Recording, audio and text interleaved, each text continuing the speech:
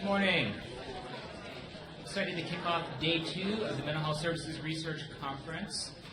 First, we'll start with a few remarks by Dr. Greg Simon and Dr. Mary McKay, our 2 conference co-chairs, followed by our keynote with the First Lady of New York City, Ms. Chirlane McCray, and the Executive Deputy Commissioner, Dr. Gary Belkin. So, Dr. Simon, take it away. Good morning. Thanks, Michael. Good morning to all of you. Thanks for coming. Welcome to the second day of our conference. So when I thought about how we would start today, I began thinking about why we gathered. What did we all come here seeking? We are all sort of the wonky nerds of mental health services research, and we tend to get into the weeds and focus on questions like, coming to this meeting, what's new? What's out there in the field? What are the exciting things? Who's doing that? Who do I need to connect with? How are they doing it? What are the specific methods? But I think our goal for this opening session today and our opening session yesterday is to step back and ask the more important question, why are we here? Why do we do this? Which to me comes back to the question of, who do we work for? Or put it in its bluntest form, who should be our bosses? Some of you yesterday saw me show this slide about our mental health research network, which I think of as, for people like us, what really is our organizational chart. At the top of that graph, intentionally in very large boxes, are the people we work for. Primarily people who live with mental health conditions, the patients served by our healthcare systems, the members of our health plans. And on the other side, the taxpayers. They are people who not only fund our research, but who pay for most healthcare in this country, and especially for most mental health care. At the intermediate level are our intermediate bosses. We work for, often, people who run healthcare systems. But important to remember, we work for people who run healthcare systems insofar as they represent the interests of people who live with mental health conditions.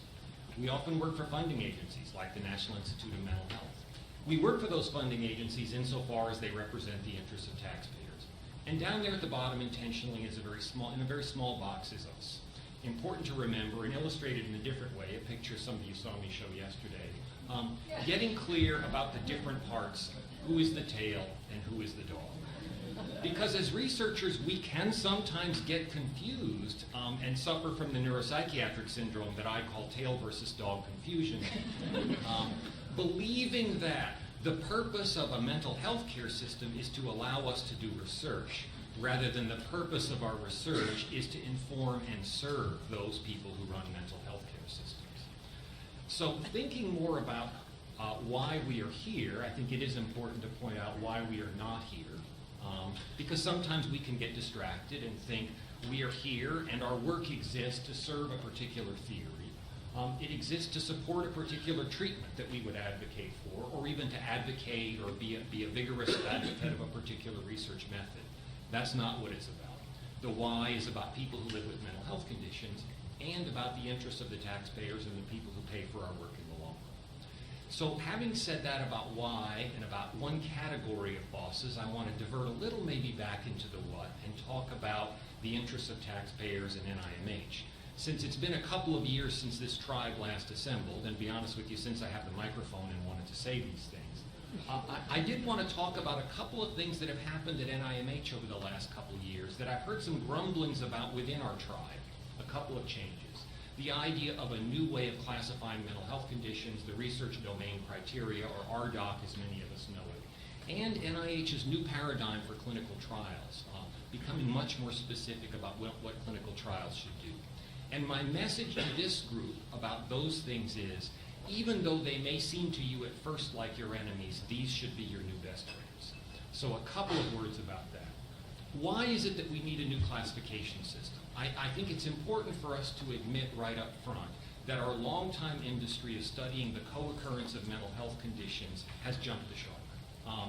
And that even though we might be able to have a very long career by studying every pair-wise comparison of mental health conditions, how often do people who have condition A also have condition B?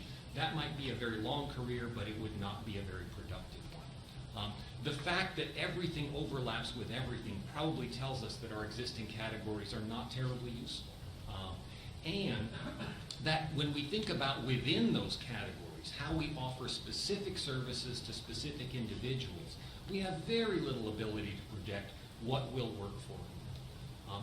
Now, many people, I think, in our field saw this work as lockstep biomedical reductionism, the idea that this was all about genes, it was all about brain imaging, and there was nothing here for people who cared about the actual delivery of mental health services. My point for you is that is actually not true, and that's why I say the secret cheat code hidden at the bottom is that this is actually a bonanza for people who care about psychological and psychosocial interventions. That if we're interested in specificity, if we're interested in new ways of classifying mental health conditions, we are much more likely to reach something useful by understanding how people's minds interact with the world. Some of these concepts that are central to this RDoC system. How do people respond to positive or rewarding stimuli? How do they respond to frightening or negative events? If we're able to understand that, we might well be able to crack open this problem and actually make progress. And then one more nerdy comment about clinical trials. Why is NIMH getting so picky? I think they're really trying to push us for clinical trials that are either, as I would say, very bold, trials that are very specific and in a very refreshing way have a high chance of what we would have traditionally called failure. We're interested in doing trials in which we get an unexpected result that we actually learn from. Or if they are not bold, they need to be big. We need to demonstrate that we can actually move the needle on a public health problem and change things at a population level. And what we're not wanting to do anymore is trials that are not so bold and not so big, because those don't really move us along. So a few nerdy remarks about these things are your new best friend. Now back to the big picture of the why, and I'll turn it over to Mary McKay, who'll make a few remarks and then introduce our speakers for this morning. Thanks.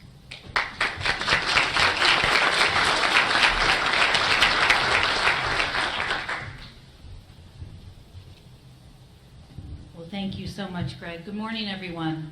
Good morning. Good morning. If Arthur Evans were here, he'd make me want you to talk back to me a little bit. So it has really been my privilege to be one of the co-chairs for this particular conference. And what I suspect about Greg, but what you should know about me is that I'm pretty sure, Greg, that in grade school we were a little bit on the disruptive side. Talks too much, disturbs others was on my report card. That's exactly right. And so in some ways, Greg and I saw our role as chairs with Mike and Susan and so many others is really kind of trying to create a set of panelists, presenters that would teach us something, be good speakers, but also maybe shake us up a bit. And that's really what I saw happen yesterday with Arthur Evans. I mean, can you imagine an NIMH meeting where Facebook was on the panel? Right? And so we really saw that this was an opportunity to bring you true innovators and that us take a look at what they were doing in their space, to learn from them, and also think about, are we really the partners that we need to be for them? And so I'm really delighted to be part of this conversation and to think about what work we need to do. So there's a couple of things that I've been thinking about yesterday and will continue to think about today. The first has to do with alignment. Greg, I love your organizational chart. When I entered the academy, I had one organizational chart, and it wasn't public leaders like the ones that are going to talk to us today that were my bosses. It was this strange set of academic incentives that I was kind of running after that were not really aligned with public health impact, which is why I got into this in the first place as a social worker and then as an academic. So I've been thinking about alignment. Who are our bosses? Who do we need to align our science with? Policymakers, payers, the workforce, our ultimate customers, and how does that align with the academic incentives? I've been also thinking about disruption, and that is where, in some ways, Arthur foreshadowed what I'm about to say. Science can be very risk averse. So the notion that we are scaling things, that we don't know all the answers ahead of time, makes scientists like me sometimes very nervous. And I look out at Pamela Collins and Ish, who are, working in the global space around scale up of children's mental health supports in country contexts where there's very little infrastructure. The risk that they are taking, pulling together policymakers and researchers and consumers, tremendous opportunities. to learn not only what succeeds, but Gregory said something that just terrifies us, what's not going to work.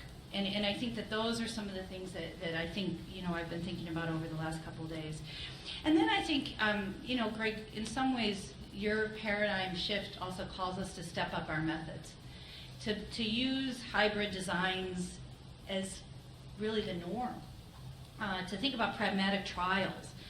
Gary Belkin has some very good ideas about how researchers could get involved with New York City, but he's also very picky about what he's willing to do and not do in a city as important as New York. And so with that, I want to just say thank you, both those in the room, but I hear we have hundreds of people on the live stream as well, for listening to our speakers and really stepping back and thinking about how we can be great partners to the innovators we heard yesterday and then also today. So, my job is to introduce who I'm going to call my first lady first, because I've been in New York City for 20 years. I recently had some transitions, but I think about you and your husband as really the leaders of our city. And so it is my privilege to introduce Chirlane McCray, who's the First Lady of New York City, a lifelong writer and a fierce advocate for those who must be heard. Ms. McCray is the driving force behind Thrive New York, and many of you are sitting next to the blueprint document that she and teams have put together. It is the city's $850 million action plan to change the way New Yorkers think about mental health and the way government and its partners deliver services. Researchers, pay attention, $850 million of services to help them study, help them learn about. Thrive New York will make it easier for people to get the help by embedding resources in places where they live, work, worship, and learn. I have been really honored to spend some time with the First Lady. Your candor, your commitment to improving mental health care is inspiring. And you're backed up with this concern, with this unprecedented commitment to actually put resources into reform efforts. And I am incredibly grateful to be partnered with you in some aspects of Thrive New York. I want to give you a better sense ahead of the First Lady's comments around what Thrive NYC is all about. And so there's a very short video. One of the things that you should have, I hope, taken away from the Facebook panel yesterday, the technology panel, is we need multiple ways of conveying information. And so if we could spend just a few moments taking a look at this product that the First Lady and team put together, I'll be able then to call the First Lady to the podium. When we get hurt, no one tells us. Lose the crutches. It's all in your head. If someone is seriously ill, we don't say, just feel less pneumonia-y. so how is it that when I'm not able to sleep at night? I'm anxious all the time. Drinking is the only way I can feel good these days. Seems like I'm arguing with the people I love nonstop. or other issues related to our mental health, too many people pretend we can just Snap out of it. taking care of our mental health shouldn't be any different than taking care of our physical health. But let's be honest, there's still too much secrecy and shame around seeking help. The truth is, this affects nearly all of us. 1 in 5 adult New Yorkers are dealing with a mental health disorder every year. Now imagine a city where the path to taking care of your mental health is crystal clear.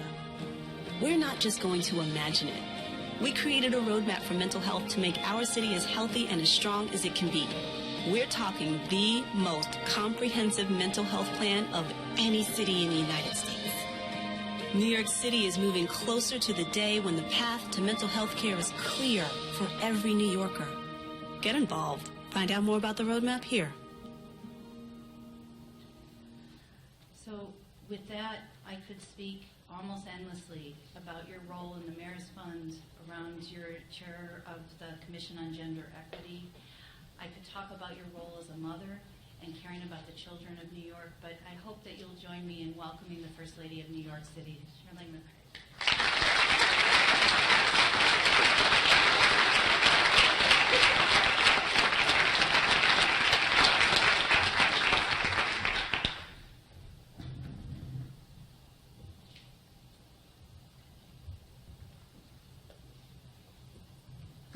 everyone. Oh, I love that. I love that. Good. I need to feel you. I'm so happy, so excited to be here today. And I want to tell you, it's an honor for me to address the members of the National Institute of Mental Health.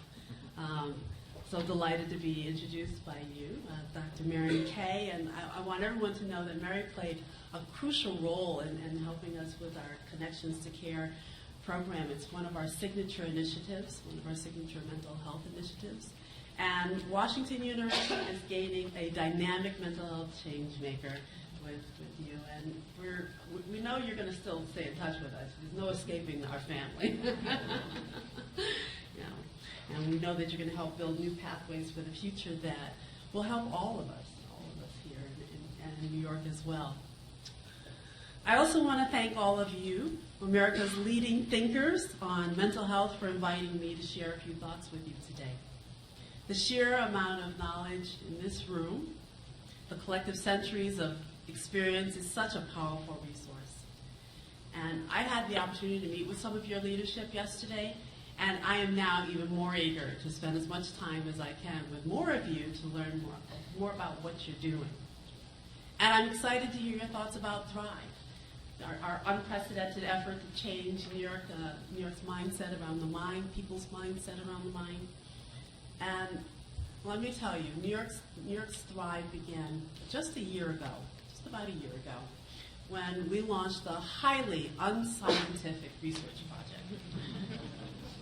We started traveling around the boroughs, the 5 boroughs, talking to folks about mental health, and all kinds of people. You know, we talked to members of the clergy, clients of mental health services, consumers of mental health services, academics, researchers, and wherever I went, no matter what size the room, I asked people, can you please raise your hand if no one in this room, and if you or someone you love has not been affected by mental illness, either directly or indirectly.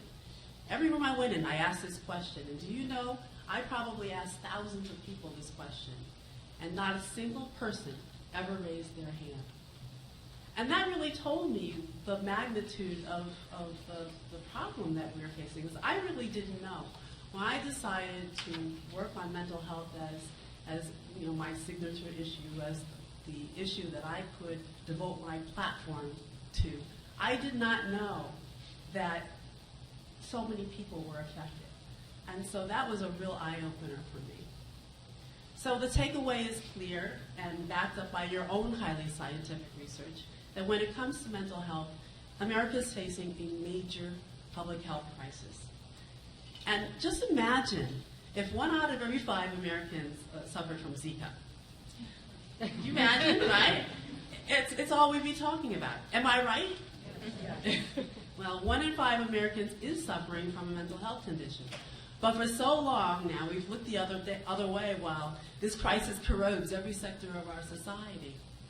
And I saw this for myself in New York City's hospitals, which cope with 70,000 alcohol-related emergency room visits every year. I see it in our jails, where more than 1/3 of our detainees are diagnosed with mental illness.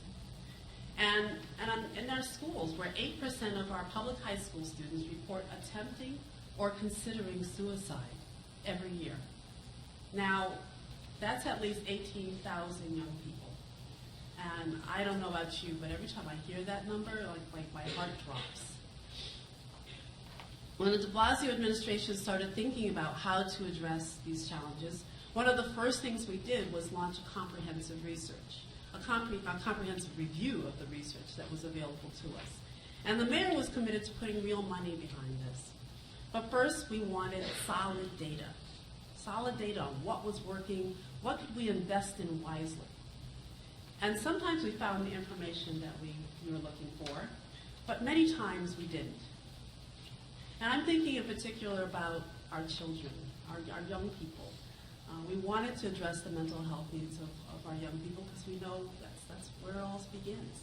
And we knew that we had a great vehicle. We could bring resources into our schools. But the existing research didn't answer many of our questions about which interventions were most effective. We had the dollars, but we didn't have the data. How many times can people say that? Right? It's a good problem to have, I guess, but the stakes were too high for us to let a lack of data stop us from taking action. So while awaiting better answers, more answers, we are connecting every school to a mental health consultant. We have opened 37 mental health clinics in high-need schools, and we created new children's mobile crisis teams, which respond to students who are experiencing a behavioral health emergency wherever they are in the city. But with more data, we could have done more good, and we could have done it sooner. And I have to note here that the lack of data is an even bigger problem for cities that do not have extra money for mental health. In order to make the most of precious resources, we all need research that is rooted in real life, research that we can act on right away. We need you to help us identify treatment gaps in real time. We need you to partner with us on developing evidence-based programs to close the gaps. We need you to evaluate the programs we create to make sure that we're on the right track. We need you to spread the word about what you discover. And we need all of this help as soon as possible. Because the moment for tackling America's mental health crisis is now. All across the country, communities, large and small, are finally coming together to shatter the stigma of mental illness and develop real solutions. And that's not a hypothesis. I have plenty of evidence. When I was at the U.S. Conference of Mayors in Indianapolis last month, I heard so many exciting innovations. For example, in Tacoma, Washington, they have a sales tax devoted to mental health services. That's pretty exciting. In Boston, they have a new city agency devoted to recovery. In Minneapolis, they are tearing down the barriers that keep immigrant and refugee students from getting treatment. And it's not just cities that are making mental health a priority. When I traveled to Washington, D.C. to push for new legislation, every lawmaker I spoke to pledged their support. And they're making good on that pledge. And I want to say this is a bipartisan effort, because mental health issues are not a Republican issue, it's not a Democratic issue, it's a family issue. So at a time when Congress cannot agree on anything, the Senate voted 92-2 to pass the Comprehensive Addiction and Recovery Act. That, to me, is amazing. President Obama signed the law just a few weeks ago, and just think about this. Not so long ago, mental illness was every family's big secret, something almost no one wanted to talk about, including political leaders. And now people are hungry for answers. They're hungry for action. And I'm not just talking about elected officials. Like most social sea changes, this one started in our communities. Everywhere I go, Americans, especially our young people, are thinking differently about mental health. The next generation is less mired in stigma and more willing to speak openly about their struggles. For instance, I recently met with Jenny Jaffe, and she created a website called You're Okay, where young people post videos about their mental health experiences. And the library of videos is growing as more and more people come to realize that speaking up isn't an act of weakness, it's an act of strength. And we owe it to young people like Jenny and her allies to make the most of this moment. Now is the time for civic leaders to put mental health at the very top of their to-do lists. And now is the time for you, America's researchers, America's mental health researchers, to break through the vacuum that too often keeps your work sealed off from the people that need your help. With Thrive NYC, New York City is establishing a new model for how cities and the research community can work together to achieve shared goals. And before I get into the details, I think it's only right for me to tell you a little bit about my own story and how I was drawn to this work. Like so many others, mental illness has directly and indirectly affected me at every stage of my life. My extended family, my friends have suffered from alcoholism, bipolar disorder, schizophrenia, and a host of other untreated, undiagnosed conditions. I know the haunting whys people ask themselves when someone takes their own life, those questions that never seem to go away. And it's not surprising to me now that I've learned so much from doing this work to learn how my own emotional development was at least partly influenced by the untreated depression both of my parents experienced when I was growing up. Of course, in the 50s and 60s and 70s when I was growing up, I was born in 1954, people didn't have all the different treatments and resources that we have now. We've come a long way since those days, but we still have a long, long way to go. And I saw this for myself just a few years ago when our daughter Kiara told us that she had been diagnosed with anxiety, depression, and addiction. What a moment that was for me. I tell you, I have no words for what that felt like here, right under my nose. Our own daughter, right, with this diagnosis. We knew something was wrong, but we had no idea that it was so serious. And here was our child, our bouncing baby girl who had been so full of life and joy, in terrible pain. And I didn't know who to call. I didn't understand the terminology. I didn't know who to trust. And here I am, college-educated person. I'm supposed to know these things. I've got a network. But I didn't. I didn't really know what to do. And it was much too difficult to find the appropriate services for our biracial, 18-year-old, in-college daughter. And thankfully, our family got lucky. We connected with a wonderfully caring and connected professional who helped us navigate the options that were out there. And we eventually found enough of what we were looking for. It was not ideal. Now I'd like to design a whole new plan for her. But it was enough to get her on the right track, enough to get her going. And I'm happy to report that she's well into her recovery and she's helped other young people who are going through similar struggles. And just in May, she graduated from college on time. So we're very fortunate.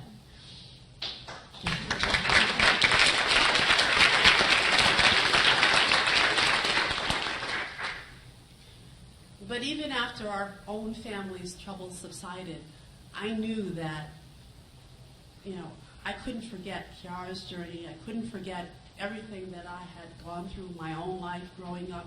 I knew that we had to do something for families that were not as blessed as ours.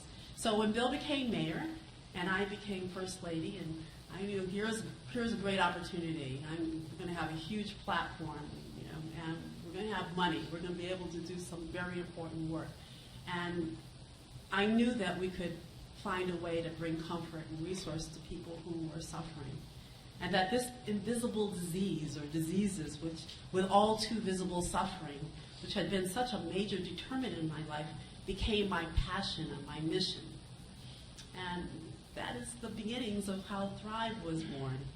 Of course, it takes a village. That isn't all of it, and you'll hear more from Dr. Belkin in a little bit. But that was what drove me to do this work, and it is what I think about every day. It's what gets me up in the morning and allows me to sleep at night, knowing that every day we're making progress on this issue.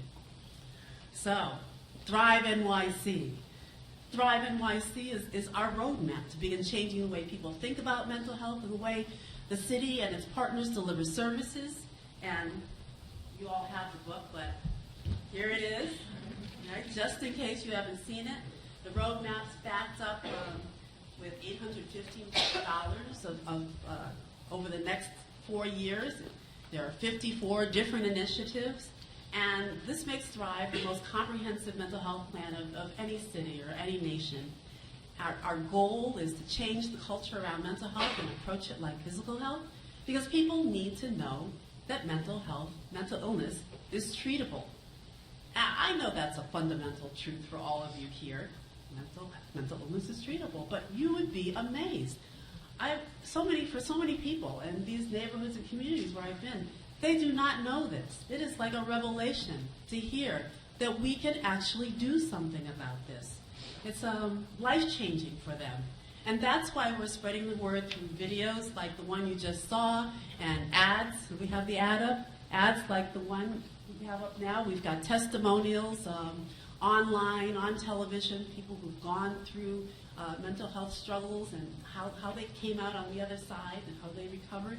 We've got buses in the streets of our city with big Thrive ads, so people can feel like this is a real thing. We're acting on it. We're trying to make change. And yes, mental illness is treatable. There's a place for you to go to get help. And we're building a system to address mental health risks at every stage of life. And these resources that we're making available are available where people live, where they work, where they worship, where they learn, with a special focus on high-need communities. And that is why we're tearing down the silos that have kept too many promising initiatives from achieving their full potential. All of the challenges that I saw when I was traveling around the city, young people struggling with depression, the opioid scourge, untreated mental illness in our jails are part of one large crisis. And that means we also need one larger solution, one big, bold, large solution. With Thrive NYC, we're combining all of our efforts into a single long-term strategy, a strategy that is far greater than the sum of its parts. And this puts New York City at the forefront of the mental health movement, which also puts us in the perfect position to test out the most promising ideas. So we designed Thrive NYC to serve as a laboratory for the entire field, a place where you can put your latest research into practice. For example, we are making an unprecedented investment in prevention and early intervention. Our thinking is simple. Half of all mental health and substance use disorders start by age 14, 3/4 start by age 24. So we are expanding social emotional learning to all of our pre-K and early learn centers over the next 3 years.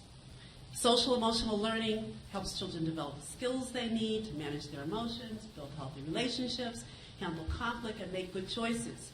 And because we know children often need help learning how to manage these feelings and their relationships. So in New York, that's especially true for children who have, well, anywhere, but in New York, for children who have experienced trauma. They walk into the classroom with so much baggage, with so much pain. But too many kids have been scolded by their teachers, sent to the principal's office, suspended, because no one has helped them strengthen these skills. And that's not fair.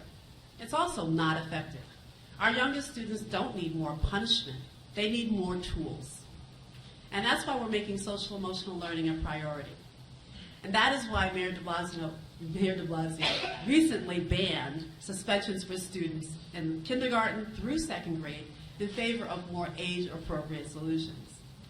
We know it's easier to grow a healthy child than to mend a broken adult. But we have to act early to make sure that our children have the skills that they need. The second best practice we're bringing to scale is task shifting, changing our assumptions about who can do the work we need, giving people at the grassroots level the knowledge they need to be part of the mental health solution. That means employing coworkers, peers, and family members. The supply of mental health treatment is not meeting the demand, especially in high-need neighborhoods. We're also facing a massive gap when it comes to cultural competence. It's something I heard over and over and over again when I went into the neighborhoods. In so many communities, for so many people, it's virtually impossible for them to find a mental health professional who looks like them, someone who speaks their language, someone who understands their culture, someone they can trust. Finding that someone can make all the difference. And I saw this for myself at Middle School 118 in the Bronx, where I met a licensed clinical social worker named Yahaira, who grew up in El Salvador. One of the students Yahaira worked with was a young woman of Mexican descent, and I'll call her Teresa. Teresa grew up in an abusive household, and that abuse left very deep emotional scars. She began harming herself and had to be hospitalized multiple times. Fortunately, help was close at hand. Teresa's teachers were on the ball, and they referred her to Yahaira. No one else had been able to break through to Teresa. But Yahaira was sensitive to Teresa, to her history, to her culture, And that understanding led to a trust that helped Teresa open up. Eventually, Teresa began to work through her trauma. And when Teresa moved on from middle school 118, she didn't just graduate, she graduated with honors. And we need many, many more Yahiras. And they don't all have to be licensed clinical social workers. And that's where teachers, peers, and others come in. Connections to Care is our effort to begin closing the gap. And here's how it works. We're connecting trusted community-based organizations with behavioral health providers. The behavioral health partners will train and mentor CBO staff in evidence-based skills that they can use to help people who are struggling with mental health challenges. So if a mom who is suffering from undiagnosed depression comes in to sign up her child for daycare or an arts class, the CBO staffer will be able to see the signs and lead the mother to treatment. Through Connections to Care, we plan to reach nearly 50,000 New Yorkers over the next 5 years. And we're also partnering with high-need communities to break down the wall between physical health and mental health. Our new mental health core features physicians and clinicians who have recently received their master's or doctorate degree and are eager to put their education to work. Most of our core members will be assigned to work in primary care practices, including pediatric settings and in underserved communities. We are counting on the core to be as diverse as the city itself, which is why we're recruiting far and wide. Our mental health service corps will grow to about 400 members, which will provide more than, or approximately, 400,000 hours of additional service.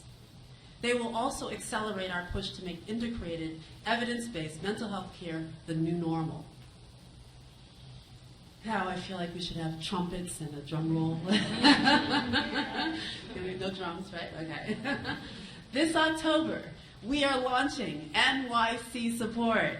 And NYC Support is a groundbreaking one-stop shop where people can quickly and easily find the services that match their needs. And those are services like crisis support, peer counseling, help finding a therapist, and follow-up so people don't feel alone or forgotten. NYC Support will be available 24/7 from any device in many, many languages, like 150.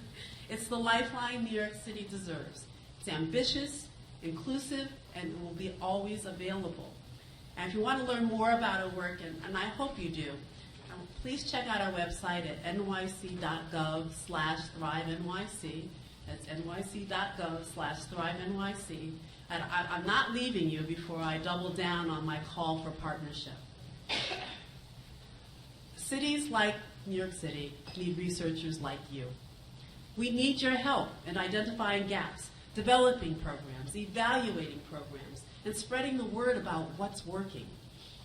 My good friend and colleague, who you're going to hear from, who will go into greater depth about how civic leaders and researchers can work together.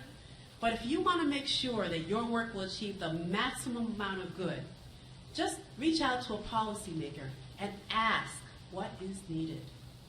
Which brings me to the homework portion of my remarks. You didn't know you were going to get homework, did you? Don't worry, you're really up to this. Sometime in the next few days, please contact the most effective policymaker or elected official in your community and invite her out for coffee. And yes, I'm assuming it's a her. Ask her what she's working on. Explore how that work connects with mental health care, and try to figure out at least one opportunity for you to collaborate. And I know that may sound a little corny, but we need to start talking more, because talking to each other is the first step to harnessing the science and taking this movement to the next level. And it really is a movement. People are marching in the streets. People are finally starting to speak up. And people are demanding action from their elected officials. I've heard their voices loud and clear back in May when we put together a weekend of faith for mental health. Can you believe that? A whole weekend of faith. Between Friday and Sunday, 1,000 houses of worship representing 250,000 New Yorkers put mental health at the top of their agenda. For 3 days, I was out speaking, participating in the public conversation. Our clergy members devoted their sermons to mental health. We gave them toolboxes so that they know what to say, and they designed their own sermons. I visited a mosque, a synagogue.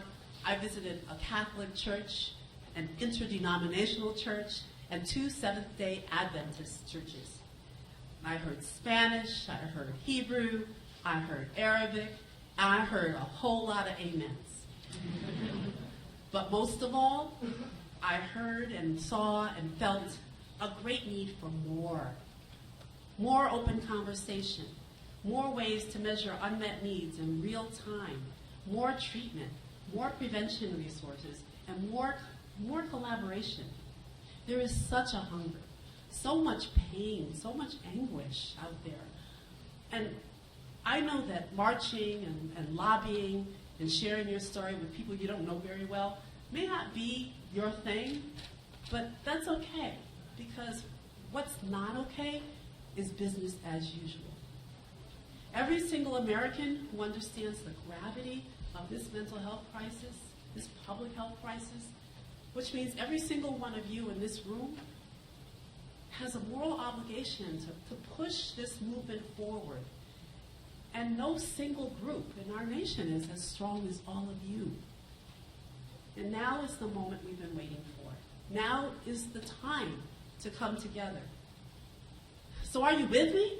Yeah, all right. Let me hear you.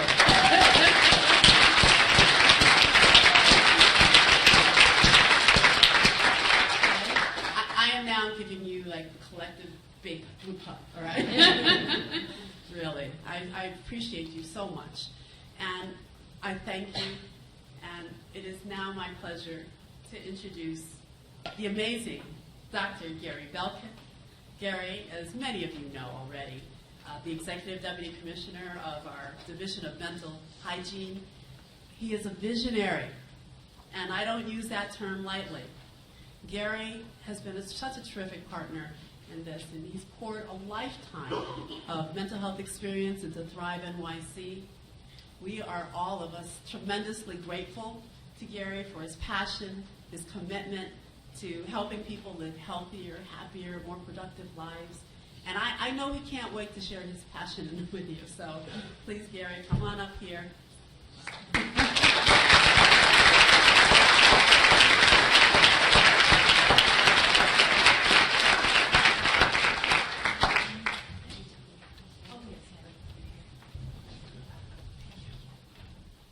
afraid to say anything. Good morning, everyone. So how lucky am I? I've been in the position that I'm in for a little shy of 2 years, and to enter into a point in time where there's leadership like this in New York City is remarkable and crucial, because however visionary I am, is to make things happen, and certainly to make this happen, require the leadership of the First Lady, the backing of the Mayor, having the smart boss that I do, the Commissioner of Health, our own rock star, Mary Bassett, aligning around bringing a public health perspective to mental health and taking seriously and boldly and not backing off of the implications of saying that.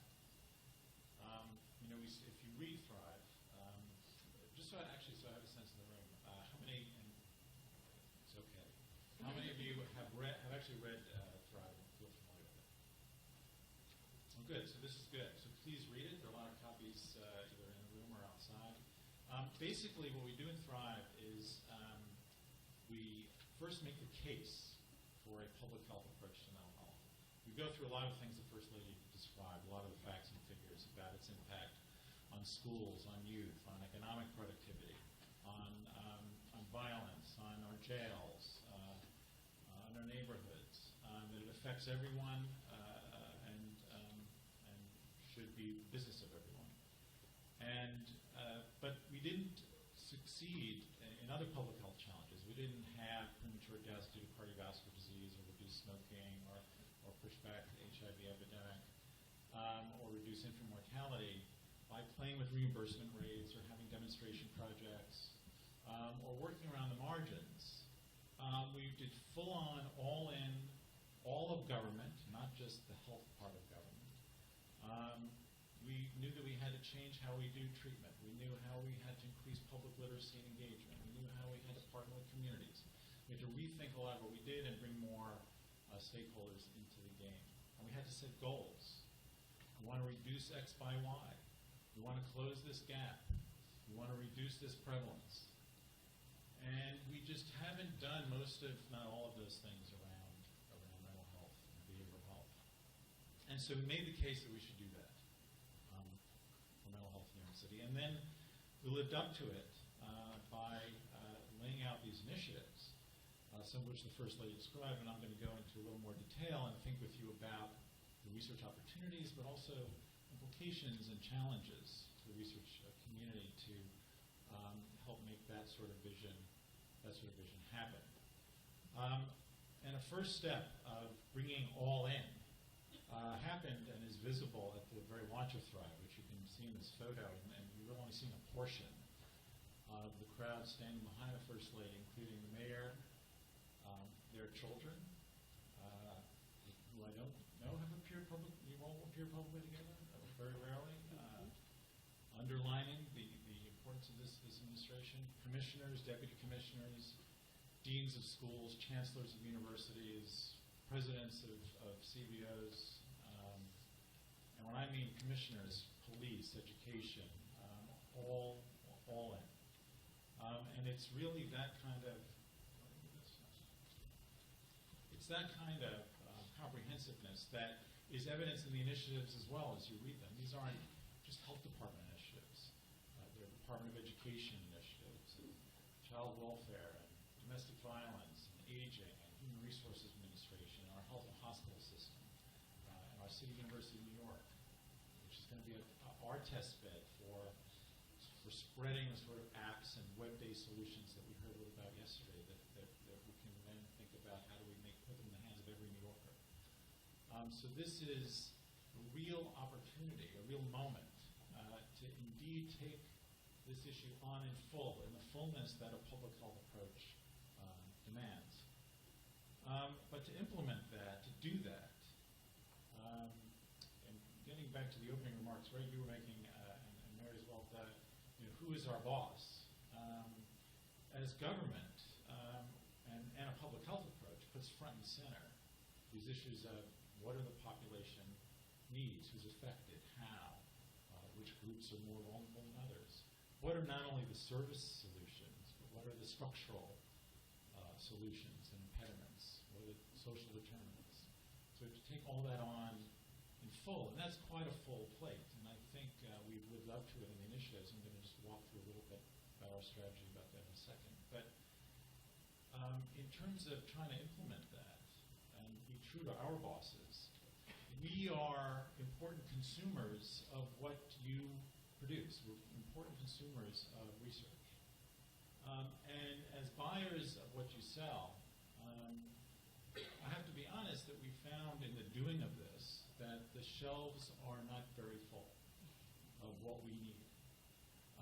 And so we really want to push you and the leaders here to think in full about how to contribute to a public health strategy from the soup to nuts, from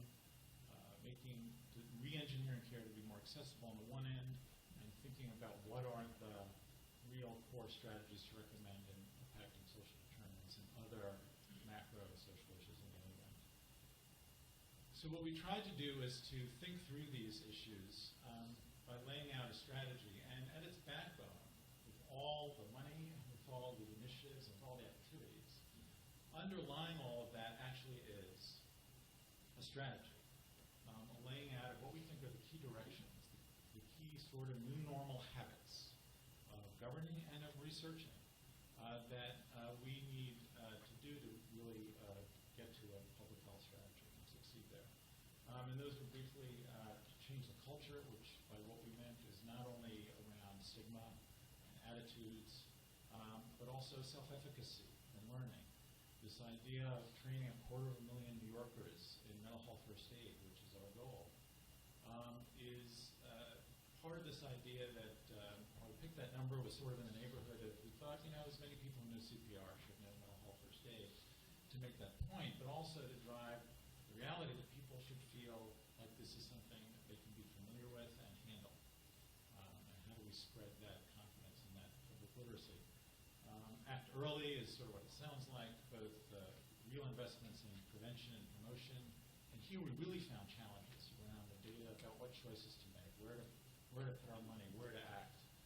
We started focusing on kids in schools because we have more ways into the school system and the public school system and public daycare. So that's where we started with the socio-emotional learning effort. But we're also, as the First Lady mentioned briefly, partnering every school in the Department of Education with a mental health-based consultant, a sort of phone a friend who works with each principal to do a school assessment of its own needs, try to tailor a program of how they can find resources to help them, and also to think about strategies of building the skill sets of their own staff to be effective frontline parts of solutions. But we also mean acting early and acting early in early intervention and how we can contribute to that as a city. Closing treatment gaps. We mean gaps in many ways, not just access, that people who are seeking care get it and get it timely, but access and quality, access in cultural competency, access and gaps in language and cultural familiarity and fluency and so on. And so we're doing several things in that respect. This idea of this NYC support that the city can provide as sort of a public utility, a fallback position for every New Yorker who isn't sure where to go, what to do, a resource to try to help them navigate the system, as well as closing gaps in certain areas. We're making a big push that every mother, prenatal or postnatal with depression, should be identified and connected to care. So there's certain specific gap priorities that we've also highlighted in Thrive to make happen. Partnering with communities. What we mean by that is not just that we should work with assets in communities. The whole idea of task shifting, which I'm going to return to, which I think is really crucial to any public health strategy, that we have to get more stuff out to more people and include many more actors as part of solutions and change of care and chains of sharing information and chains of people feeling supported, is to partner with people who are not usually considered part of the healthcare system and to really see them as frontline points of contact and to help them be effective in that way. But we're also mean by partners in communities, understanding, as Arthur Evans was saying yesterday, that we need to heal communities, that we have to understand communities as entities of intervention and action and places for mental health promotion and prevention, and trying to build on that. And we're doing several things in that respect. For example, the Mental Health Service Corps, which the First Lady mentioned, not only do we want to bring people in communities to fill treatment capacity gaps, but to then position them to also be liaisons with other resources in the community and be a coach and support to help them be sources of mental health promotion activities. Using data better. As I was saying, as we were preparing this report, we just learned how much we don't know, what our gaps are. I often think about other parts of the health department that can understand with some precision are HIV rates rising or falling, in which groups, in what geographies, for what reasons. We have to get to the point where we can say that about depression and trauma and alcohol use. We're starting to get there with opioid overdoses. But we need to really, if we're going to have a community, if we're going to act at a community level, if we're going to have a public health approach, then we need the tools that help us see what's visible in communities. And then finally, positioning government to lead. All of this stuff isn't going to happen, and most public health successes haven't happened without government really being committed to making them happen, either by doing some of the things that we're doing, the things that government can put in place, by government pushing its convening authority and its power. For example, we heard all over the place of the deficits in our workforce. There weren't enough of them. There weren't the right skill set. They weren't diverse enough. So while we can't do a lot of that, although we're trying to remedy some of that with the Mental Health Service Corps, what we were able to do is to convene a big chunk of the nursing schools in the city, and the psychiatry and medicine residency training programs, and medical school teams, and social work schools, to think about together what can we do to try to fix that pipeline, expand it, diversify it, et cetera. So we had this Mental Health Workforce Summit, which is a continuing work in progress. But positioning government to lead as well in restructuring how government can be effective to really do a public health approach. So these initiatives not only include all those agencies, but one of our initiatives was the mayor establishing a brand new planning entity in city government, Mental Health Council, which brings together a couple of dozen city agencies to work together on identifying how each contributes to an impact on mental health outcomes, whether it's our social spaces in our parks or our policing practices. A lot of what's going to contribute to mental health is going to come from other sectors, other agencies working with us. So that's the sort of breadth of activities and strategies that we see as part of a public health strategy. Task shifting being front and center, more emphasis on prevention and promotion and getting skills out to people in self-care and self-driven supports, and bending the treatment system to be a better partner in all of those things.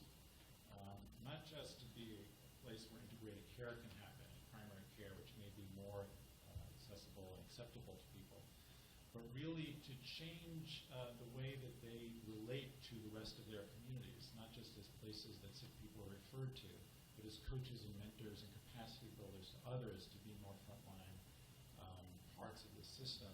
Connections to Care program being a great example of that, which first lady mentioned, Mary's been very involved in.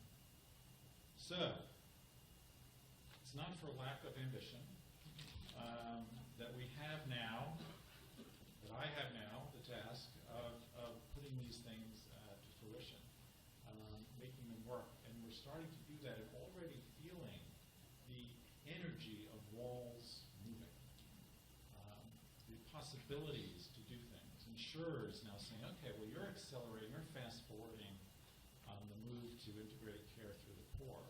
Maybe we'll look at that with you. And we'll think about how to smartly identify what a cost per episode should look like, and so on. So we're creating this movement, but also this opportunity, this laboratory, as the first lady put it, this playground for asking questions, for learning things that we need to know whether we're on the right track, and to know how to continue to do this sort of comprehensive public health approach in the future. And as I said, that needs, as we turn to the academic community for help in doing that, there are two things that stand out to me, several things stand out, but I'll mention two things that stand out to me that we really want to work with you all about how to make happen and bring you and paying attention to.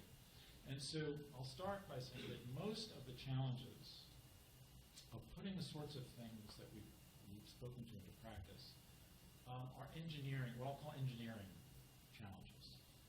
There's some sort of things we need to know, but what we really need to know is, and have, are the kind of tools, the dashboards, the surveillance opportunities, the data gathering, but also the building blocks that one would think about other kinds of engineering challenges, of building things to scale. So I have, this light bulb here to remind me, the light bulb, I think, is a fascinating thing. There's a lot of science behind it, but it is this standard package that can go anywhere. You can bring light anywhere now, right? And so one question that we have is, what are those key building blocks? We have lots of flavor of the month programs for parent coaching, for socio-emotional learning, ACT teams, right? Are these packages we get? And then people have this religious observance that they have to do every part of that package. What we really need are the light bulbs. What are the kernels, the active ingredients that are ready to be distributed to lots of settings? But that said, you can't light all those light bulbs up unless you have a massive infrastructure. You need an electrical grid. You need all sockets to be the same size. You need really what I call plumbing. Building on the archetypal public health intervention, right, of fluoride in the water, since a lot of what we're describing are trying to find the mental health fluorides to put in the water, to put CBT skills out to many more people, to really disseminate through task shifting, more people doing more stuff. You can only do that if you have a delivery system, if you have plumbing that can reliably get those things out and connect with each other in an escalated and sensible and reasonable sort of way. So we need help building plumbing. And to do that, to build plumbing, requires, I think, a different skill set from you than you're often incentivized to use. So if I'll just use this schematic to diagram what I'm saying. When the research literature reports a best practice, this works, you should do this, I'm done, I'm now moving on to my next thing, is we're sort of at this end of testing, where context is narrow, context is more controlled, right? And sort of the rules of engagement and what the actual intervention is, its protocol, et cetera, is more narrow. And then we want to scale. What happens, obviously, when you scale, what happens is, the context widens, the context gets more diverse, but then, you find, well, effectiveness falls off. And the sort of issue becomes, well, there isn't fidelity of the method, and so on and so forth. And so more research needs to be done, right? More research. How does this context affecting this thing, and so on and so forth. And what my message to you is, we feel that these sorts of problems, these are engineering, this is the engineering range. This is not in the basic science range. When you start getting into our territory, into our plumbing challenges, we're really looking at improvement tools, much more pragmatic, rapid cycle, and I mean rapid cycle testing of ideas, where a lot of the expectations of research are the opposite. Instead of being blinded, we want to be biased. Instead of trying to reduce variation, we love variation. That's how we learn. Instead of having a fixed hypothesis, we want to change our hypothesis with every new learning we have from the variation that we can now access. So we really are leaning at the right end of the cone to much more rapid improvement science-based and not basic science-based approaches. And I've seen in the literature, and what's counting now as implementation science, a little too much importing of techniques in this end into this end, and it's slowing us down. And so what we want to, because for example, and for those of you who are familiar with learning collaboratives and quality improvement, one tool of those is the cycle of a driver diagram, that actually people doing the work, frontline folks who are actually doing the implementation or affected by the service, hypothesize, do mini logic models of why they think this isn't working or how it could work better, and then branch out and to break down that reason into tasks that they can then test. And if you can imagine teams like this, multiply this 100-fold of hypothesis testing, we could learn how to create learning engines and aggregating data from this kind of activity. We really start greening dots in that right side of the cone. So one thing we decided to do is to build something called a Mental Health Innovation Lab as one of our initiatives. This is housed in the health department, and Andrea and I'm supposed to stop talking. And Andrea Brutus, who's in the room, I think, will be heading it on starting Monday. And the Mental Health Innovation Lab is our effort to try to develop very new relationships with the academic community, to live with you and partner with you, not just in the right side of that cone, but to create these feedback loops where we really start in the right side of the cone. And through these sort of ground-up identifying of issues and problems, generate research questions that, because of how they're surfacing, will really help us. And if we can get into that cycle and that origination of research questions, I think we'll be accomplishing a lot for the long term in creating an infrastructure of learning and research moving forward to really build and sustain a public health strategy. So more to follow on that. We really are wanting to be serious about creating these new knowledge and learning opportunities, and look forward to doing that. Thank you.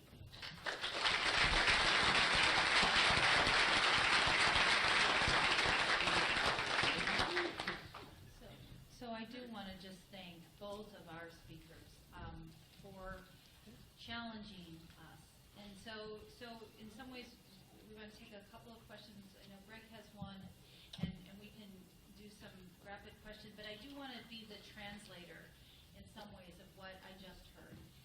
We were extended a very serious invitation to look at Thrive New York, to really think hard about where our science intersects with where the city is going, and to, Chirlane, you said, contact us, have coffee, really reach out, and that includes the two people on the panel. I'm sure that includes Arthur Evans from yesterday. Translated into NIH speak, there are some time-sensitive opportunities as well. This is rolling out now, the rapid pace of it, the kind of thinking about alternative also funders and supports that really can get us involved. I think that's incredibly important. So I know as we take just one or two questions from the audience, let me just ask a question about the role of cities, because that's been the theme for the last 2 days around how to think about cities driving mental health reform and mental health services research. So maybe I can ask, and then maybe two questions we need to cut off. So just that. Oh, that would be great. Maybe you could end after they asked about cities. Okay. All right. Well, with Thrive NYC, we want people to know that cities can lead. We want to be successful so that we have a model that other places can replicate. And in November, we are actually hosting a summit called Cities Thrive, where we are convening mayors from around the country and others to highlight best practices, to share experiences, and also to build a real, we're going to work very hard building a national network so that we can really push this agenda forward, getting more attention paid to mental health services. So that is what we're doing in New York, to bring people together, to make sure that we're successful so other places can be successful. We want to be that model. And want to add to that? I just want to echo something the First Lady mentioned briefly, but the interest that we're getting from other cities and other mayors, I mean, we have people calling us a lot. First Lady's met with a lot of folks at the Mayor's Conference, et cetera. We're getting a lot of interest in this Cities Thrive meeting. It does echo this idea that there is a moment here, and just as Mary was saying, we feel, I know, speaking for us in New York, a real pressure of time, that this is a window that we don't want to assume will be open for long. It would be great if it will be.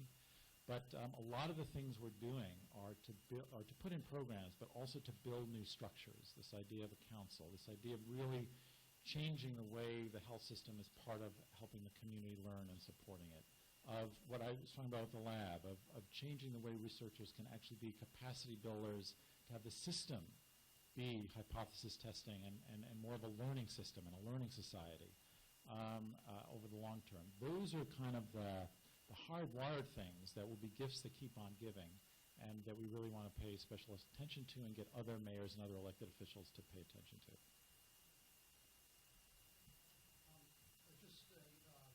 First, I want to thank the First Lady and Dr. Belkin for your vision, your leadership, and your invitation. And relating to the invitation, I want to speak to this community of researchers to say, if you follow the NIMH strategic plan, you will see the strategic objective 4.0 focuses on public health impact and gives us kind of the context for that research that helps us achieve a learning healthcare system where every clinical encounter is an opportunity to learn about disorders, about treatment, and most importantly, about the way that we can improve the quality and the impact of care. So our vision for the kind of research that we want to see is completely consistent with the initiative that you've developed and the needs that you have. So we have two thought leaders, put an invitation out there to you. They need your skills. They need your work. NIMH Strategic Plan is very, very supportive of this. So whatever we can do to support these efforts by facilitating collaborations and providing the resources to do the work that will help to identify opportunities for improving public health, we are all in. So that is my comment.